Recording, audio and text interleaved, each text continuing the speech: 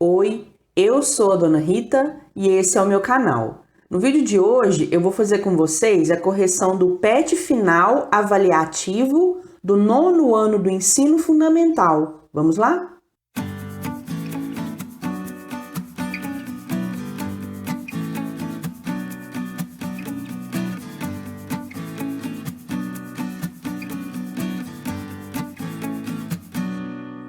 Gente, então nós vamos começar fazendo a leitura desse anúncio aqui, ó. Vou aumentar aqui um pouquinho. Então aqui tá dizendo o seguinte, ó. A construção do conhecimento integra um mundo de informações. 8º ético interage. Pensando em um aprendizado escolar que ultrapasse as paredes da sala de aula, o ético sistema de ensino reuniu educadores de todo o país para vivenciarem experiências sobre novas práticas pedagógicas durante o 8º Ético Interage, realizado em São Paulo no dia 31 de agosto. Foi um dia enriquecedor e de momentos inesquecíveis, desfrutados ao lado de educadores parceiros do Ético, convidados especiais e palestrantes de renome internacional. Agradecemos a presença de todos que, assim como nós, trabalham por uma aprendizagem sem fronteiras e transformadora. Aí aqui fala, confira como foi o evento em nossa fanpage. Aí tem aqui o endereço da fanpage, onde as pessoas poderão ver como que foi a realização desse evento, né? Ver fotos e tudo mais. Aí, gente, é o seguinte, o gênero textual que foi apresentado aqui é o gênero anúncio publicitário. Mas aqui, esse anúncio específico, ele não está tentando vender alguma coisa para o público, não. E também não está divulgando uma ideia, não. Na verdade, esse anúncio publicitário aí, ele tem a intenção de convidar o leitor a visitar uma página na internet para saber como foi o evento chamado Ético Interage, no qual diversos educadores se reuniram para refletir sobre práticas pedagógicas. Todo anúncio publicitário tem o objetivo de divulgar alguma coisa. Às vezes é um produto, às vezes é uma ideia, uma campanha. Nesse caso aqui, é fazer a divulgação do resultado de um evento ligado à educação. Então, para que foi feito esse texto aqui? Para divulgar os resultados, ou seja, como que foi feito, o que aconteceu, quais que foram os melhores momentos desse evento educacional realizado por essa empresa aí, ou por essa Ético Interage, tá? Então, esse que é o objetivo desse texto. Aí vem as perguntas. O texto que acompanha a imagem está dividido em duas partes. Na parte superior está escrito em letras graúdas e na parte inferior em letras menores. Considerando o efeito que o texto vai ter sobre o leitor, qual é o papel de cada uma dessas partes e que ideia a imagem desse texto publicitário transmite? Então, aqui tem duas coisas para a gente responder. Primeiramente, quais que são os efeitos de sentido provocados pela diferença de tamanho das letras lá naquele texto. Então, gente, lá nas letras maiores, o objetivo é o seguinte, ó, apresenta o assunto e desperta a curiosidade do leitor. Então, no trecho que tem letras maiores, o objetivo, o efeito de sentido é apresentar o assunto e despertar a curiosidade do leitor. Já na parte que tem letras menores, o objetivo é explicar mais detalhadamente do que se trata o anúncio, que no caso refere-se a um evento educacional realizado. Então, esse que é o objetivo daquela parte que está com as letrinhas pequenininhas. Além disso, é para a gente falar qual que é o efeito de sentido, qual que é o objetivo das imagens que foram apresentadas. Então, aqui, ó, o que foi apresentado de imagem aqui?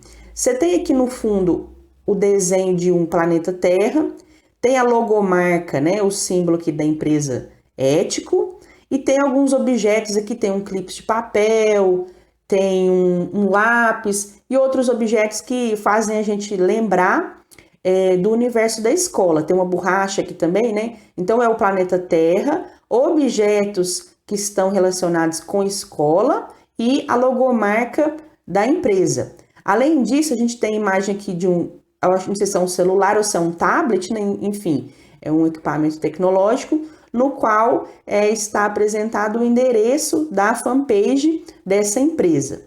E o que isso aí tudo significa? É o seguinte, as imagens fazem a gente lembrar, remetem ao universo escolar, mostram a logomarca do anunciante e reforçam o convite para que o leitor conheça a fanpage do evento. Então, isso aqui são os efeitos de sentido, os objetivos pelos quais essas imagens aí foram colocadas nesse anúncio. Atividade 2 agora. Nos dois anúncios a seguir, observa-se a presença do verbo chegar. Leia-os para responder à questão seguir. Então, esse primeiro anúncio aqui está falando o seguinte: Clean, esta conversa já chegou à cozinha. E depois, a conversa chegou na cozinha. Então, você pode observar que nos dois textos tem o verbo chegar, o verbo chegou. Só que aqui no primeiro, ele foi acompanhado da preposição a, esse a com crase aqui, ó. O a com crase é a junção da preposição a, que acompanha esse verbo aqui, o verbo chegou, com o artigo a, que acompanha a palavra cozinha. Aí juntou esses dois a e formou o a com crase. Já aqui no segundo texto, a preposição, a palavra que acompanhou o verbo chegou, foi o na. Então, você está vendo aqui que o uso foi diferente, né? Então, o que está perguntando? Vamos ver. Em qual desses dois textos aqui, a regência desse verbo, do verbo chegou, está de acordo com as prescrições da gramática normativa, que são aquelas regras de português que a gente aprende na escola. Para a variedade padrão formal, justifique sua resposta. Então, é para você falar qual desses dois textos aí estaria mais correto, mais adequado, de acordo com a norma padrão da língua portuguesa, no que se refere às regras de regência. Mas o que é regência, dona? É o seguinte, regência verbal são as regras que determinam qual preposição deve acompanhar determinados verbos. Então, o verbo chegou, segundo as regras da regência verbal, ele deve ser acompanhado por uma preposição específica. As preposições, as principais preposições são essas aqui, ó. Em, no, na, de, do, da, por, pelo e pela, para, com, sem, a, depois também tem o a com crase e o ao. A frase que está correta, segundo a norma padrão, é essa primeira aqui, ó, a frase que tem no primeiro anúncio, que é essa frase aqui, ó. Esta conversa já chegou à cozinha. Ela está correta de acordo com a gramática normativa, de acordo com a norma padrão, pois, segundo as regras de regência verbal, o verbo chegar deve ser acompanhado pela preposição a, chegar a algum lugar, e não pela preposição em, chegar em algum lugar. Então, a frase correta é a primeira, porque segundo as regras da regência verbal, na norma padrão da língua portuguesa, o verbo chegar, ele tem que vir acompanhado da preposição a e não da preposição em. Ué, dona, mas não é a preposição em, não, é a preposição na. Mas é porque é o seguinte, o que é o na? O na é a junção da preposição em, que acompanhou esse verbo chegou, com o artigo a, que acompanhou a palavra cozinha. Aí você juntou em e a e formou o na. Mas aqui está embutido, está subentendido que está presente a preposição em. Só que está errado, segundo a norma padrão. Aqui teria que ser a preposição a. Então, por isso que essa primeira aqui é que está correta. Uma pequena observação, gente. Em contextos de comunicação mais informais, né, do nosso dia a dia, os brasileiros costumam usar mais a preposição em, que pode se unir ao artigo a ou o, formando as locuções na ou no, acompanhando o verbo chegar. Então, no nosso dia a dia, a gente não costuma utilizar muito essa preposição a junto com o verbo chegou, não. A gente costuma utilizar mais o em, né, que junta com a ou com o e forma na ou no, por exemplo. Cheguei na escola, cheguei no trabalho, né? Então, isso aqui é errado. Segundo a norma padrão da língua portuguesa, estaria incorreto, estaria inadequado. Mas na linguagem informal, que ela não é tão preocupada com todas as regras da língua portuguesa, não é incorreto não, porque de todo jeito a pessoa vai te compreender quando você fala isso aqui. Só que isso aqui é para contextos mais informais. Quando você for escrever, por exemplo, você tem que utilizar as regras da norma padrão. Então, você vai utilizar a preposição a junto com o verbo chegou. Atividade 3. Leia o texto que segue e responda à próxima questão. Então, gente, vocês vão fazer a leitura? Eu não vou ler o texto todo, não. Vou só te explicar o que ele está falando. Isso aqui é uma carta, tá? E nessa carta, um motorista que levou uma multa por avançar o sinal vermelho tenta convencer o diretor do Departamento de Trânsito de Porto Alegre a perdoá-lo, anulando essa multa.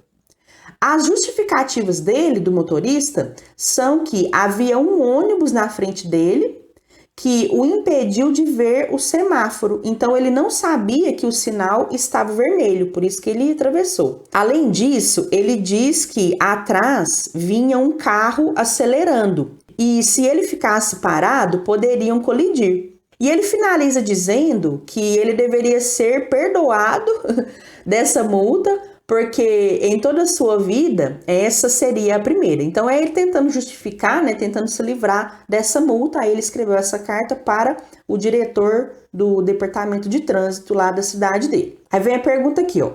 Na verdade, dentro dessa pergunta aqui tem várias perguntas, então a gente tem várias coisas para responder. Aí tá falando o seguinte, ó. O texto lido é uma carta e, como tal, apresenta algumas características essenciais do gênero. Quais são elas? Quais são essas características típicas do gênero textual carta? Qual é a reclamação feita ao diretor do Departamento de Trânsito de Porto Alegre? Então, qual foi o objetivo pelo qual o autor escreveu essa carta? Para que ele escreveu isso aí? Quais são os argumentos que o autor da carta usa para tentar convencer o interlocutor de sua boa conduta? Então, é para você escrever o que o autor do texto, o autor dessa carta aí, escreveu para justificar que ele deveria ser perdoado dessa multa. E depois, o fato de o remetente, né, a pessoa que escreveu a carta, admitir que errou, provavelmente provoca que tipo de efeito no interlocutor e por quê? Então, vamos por partes. Primeiramente, vamos falar quais que são as características do gênero carta. São essas aqui, ó, esse primeiro pontinho aqui, ó. Características: local e data, vocativo, corpo do texto, despedida, assinatura e o texto em primeira pessoa. Tudo isso aqui são indícios de que esse texto aí é uma carta. Vocativo, gente, é a expressão que se refere ao destinatário, ou seja, a pessoa ou instituição que vai receber a carta. Então, aquele trechinho que fala assim, senhor diretor do Departamento de Trânsito de Porto Alegre, que lá que é o vocativo, tá? Então, essas aqui que são as características de uma carta. Agora, vamos falar da reclamação. Ele, o autor do texto, acha que a multa que recebeu por avançar o sinal foi injusta, por isso que ele está reclamando. Agora, os argumentos dele são esses aqui, ó. É que um ônibus o impediu de ver o semáforo, então ele atravessou o sinal vermelho, mas ele está querendo dizer que não foi culpa dele, foi culpa do ônibus. Atrás vinha um carro que acelerou, né? Então se ele ficasse parado, os dois poderiam bater. Então ele está querendo dizer que ele tinha que avançar aquele sinal ali para evitar um acidente. E depois, ele nunca foi multado antes, então ele acha que por essa ter sido a primeira multa dele, ele tem o direito de ser perdoado, né? Ele merece uma chancinha. Agora, ao longo do texto, o autor, ele deixa claro que ele realmente avançou o sinal, ele não está negando que ele avançou esse sinal vermelho, ele admite. Então, gente, é para você escrever o que você acha que o diretor lá do Departamento de Trânsito vai pensar, vai achar dessa carta. Quando, na verdade, o autor está tentando se livrar da multa, mas ele admite que cometeu a infração. Então, essa, gente, é uma pergunta que pode ter diferentes respostas, de acordo com a sua interpretação, de acordo com o que você acha que poderia ser esse efeito de sentido criado. Eu coloquei o seguinte, ó. O efeito de sentido poderia ser a perplexidade, com a cara de pau do remetente, em querer escapar de uma multa, mesmo sabendo que estava errado, né? Então, o Victor Hugo Sanches aqui, ele escreveu a carta tentando se livrar da multa, mas ele admite na carta que ele estava errado mesmo. Ele cometeu a infração, né? Então, eu acho que dificilmente ele vai conseguir se livrar disso aí, porque, na verdade, ele produziu provas contra si mesmo. Ele admitiu que avançou realmente o sinal vermelho. A regra lá, né, a lei de trânsito, ela não fala que você pode ultrapassar o sinal vermelho se um ônibus te impedir de ver que o sinal estava vermelho. A lei não fala que o motorista pode avançar o sinal vermelho porque atrás dele vinha um carro acelerando. Não fala nada disso. A lei não fala que se você for multado só uma vez, você tem direito de ter a multa perdoada. Então, assim, se você cometeu a infração pela lei, você vai ser punido. Não adianta escrever uma cartinha para o departamento de trânsito, não. Mas, enfim, é essa aí que é a resposta. Continuando. Atividade 4. A seguir, apresentamos uma estrofe do famoso poema Das Sete Faces, de Carlos Drummond de Andrade. Eu adoro esse poema. Leia para responder às questões a seguir. Aí tem esse trechinho que fala assim, ó. O bonde passa cheio de pernas. Pernas brancas, pretas, amarelas. Para que tanta perna, meu Deus? Pergunta meu coração. Porém, meus olhos não perguntam nada. Então, nesse trechinho que fala assim, ó, o bonde passa cheio de pernas, aí você vai imaginar um bonde, né, com um monte de pernas lá, pernas soltas, né, como se tivesse cortado as pernas das pessoas e colocado lá. Mas não é isso não, gente. Na verdade, isso é uma figura de linguagem. Quando o eu lírico diz que o bonde passa cheio de pernas, o que ele está querendo dizer é que o bonde passa cheio de gente, cheio de pessoas. Mas do lugar de onde o eu lírico observa, provavelmente o que ele vê melhor ou o que lhe chama mais a atenção são as pernas. Por isso que ele focou na questão das pernas. Foi o que ele viu melhor ou foi o que chamou mais a atenção dele. De qualquer modo, o termo pernas é a parte que substitui ou representa a ideia de pessoas. Então, pernas é uma parte das pessoas. Isso vai ser importante para a gente responder a próxima pergunta aqui, ó. Em O bonde passa cheio de pernas, pernas brancas, pretas, amarelas, a palavra pernas substitui outra. Que figura de linguagem você identifica nesses versos? Justifique sua resposta. Então, essa figura de linguagem aí é a metonímia, pois o termo pernas é uma parte que substitui o todo do qual faz parte, ou seja, as pessoas. Então, a metonímia, o que é a metonímia? É quando você substitui o todo, a ideia total, por uma parte dela, que a representa. Pernas representa as pessoas, porque pernas faz parte desse todo que é as pessoas, né? Ou que são as pessoas. Então, a partir do momento que o autor colocou uma parte do objeto substituindo o todo, de forma que a gente consegue entender a referência, ele utilizou a metonímia. Então, é a substituição do todo pela parte. Atividade 5. Para responder à próxima questão, leia o poema Bolhas, de Cecília Meirelles. Então, tem aqui, ó, bolhas. Olha a bolha d'água no galho, olha o orvalho. Olha a bolha de vinho na rolha, olha a bolha, e assim por diante. Então, aqui, gente, é só para você perceber que alguns fonemas, alguns sons são repetidos ao longo desse poema. Repete-se aqui, então, o LH, né? Esse encontro consonantal aí, esse dígrafo, ele é repetido ao longo de todo o texto. E repete-se também as vogais O e A. Tudo isso cria um efeito de sentido que parece um monte de bolinhas estourando. Então, imagina aí um monte de bolhas estourando, alguma coisa borbulhando. Vai fazer esse barulhinho assim, ó. Não é? Parece o O e o A e o LH junto. Então, isso aqui tudo foi criado para construir esse efeito de sentido de bolhas, né? Para ficar uma coisa parecida com o som de bolhas. Aí vem aqui, ó. Que efeito a repetição das consoantes e das vogais produz no poema?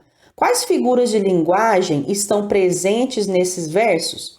Então, as repetições produzem uma sonoridade parecida com o som de bolhas estourando.